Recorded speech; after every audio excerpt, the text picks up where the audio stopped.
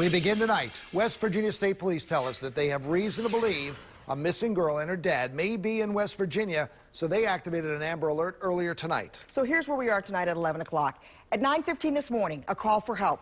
A woman is found dead inside her Dundalk home. At 10:15, your phone goes off. An Amber Alert. A little girl is missing. As each hour passes, we learn more about the case. Fears mount over finding 11-year-old Caitlin Virts. We do know this tonight. Police say that her dad, Timothy Virts, took her and that it was her mother who was murdered. Tonight, a grandfather makes a plea to our Christian Schaefer to bring his granddaughter back home. Chris?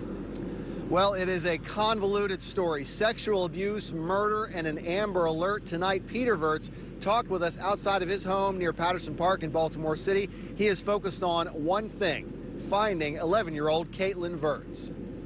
The father of Timothy Virts tells ABC 2 News that he just wants his granddaughter back. I'm hoping that my son Timothy will call me, tell me where I can pick up my granddaughter, and there won't be nobody else know anything about it, and he'd go on his way. He said he hasn't seen his son in more than a year. Timothy Virts has a long criminal record, and Peter Virts says he'd been living in a halfway house, but recently he'd moved to the home in Dundalk with Bobby Cortez, Caitlin Virts and her twin sister, another son of Bobby Cortez, and Cortez's current husband, Daniel Cortez. He is being held at the Baltimore County Detention Center on charges that include sexual abuse of a minor. Peter Virts made his plea directly to his son. Timothy, you don't get along with me. I understand that.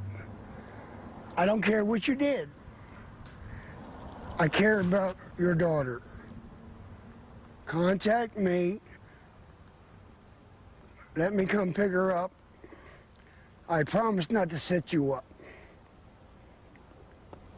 I just want her free. Bobby Meekins has lived on the same street as Peter Virts for decades. She says Timothy Virts was friends with her children and grandchildren. Timmy loved his kids, and I mean, he was with the girls, and he'd come and they'd be all over him when he was here. I mean, they loved their father.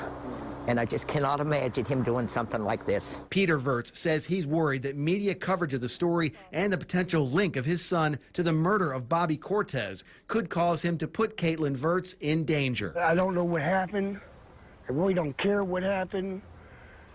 I just want to make sure she's okay. Peter Virts says his son doesn't have a job or any money for food or gas. He says he also doesn't know about any friends or associates. In other words, he doesn't know what direction his son might have gone after leaving that home in Dundalk. Live in Baltimore County, Christian Schaefer, ABC 2 News.